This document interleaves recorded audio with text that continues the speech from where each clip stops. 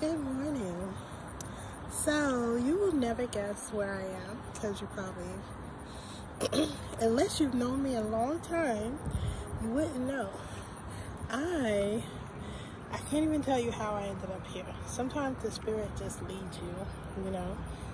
So I had to take my daughter somewhere this morning, and I said, okay, let me run an errand. And then I said, no, I don't really feel like running that errand. I still need to go back to the house and get some things, but I don't need to go back to the house yet. So anyways, I said, well, let me get some breakfast.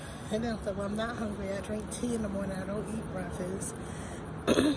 And so, but I'm still driving. Like, gas is not at an all-time high. So I'm driving, and I'm like, well, you know, I really would just like to come to my old neighborhood where I was raised, where my grandmother lived, and some other people live in her house now. And so I drove back to Bittmore Hills, and it looks so much the same. It hasn't changed much at all, but we just know it's not the same people, not the people we grew up with. But look, all the little, I promise you, almost every house looks just like this. Almost every house looks just like that, but with yards.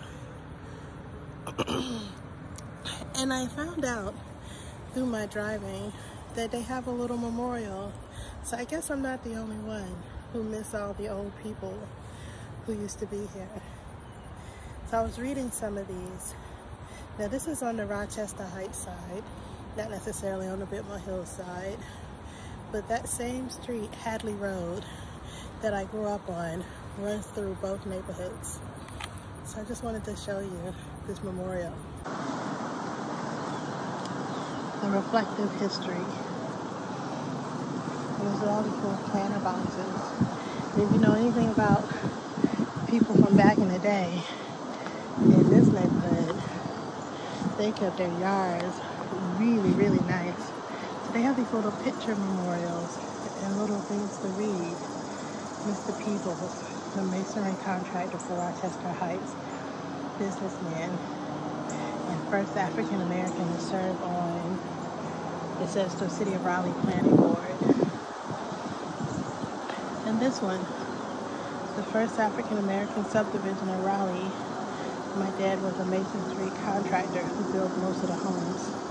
They were proud because we lived in the first black subdivision and built it too. People all over the city were striving to achieve that. People would ride here to see what this was like.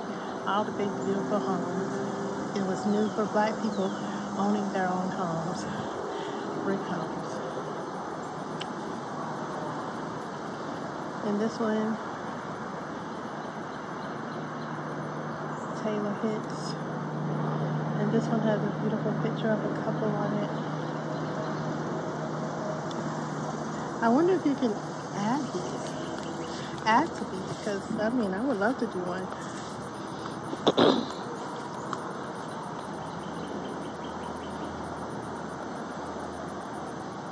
Anyways, for all those people who know, this is for you.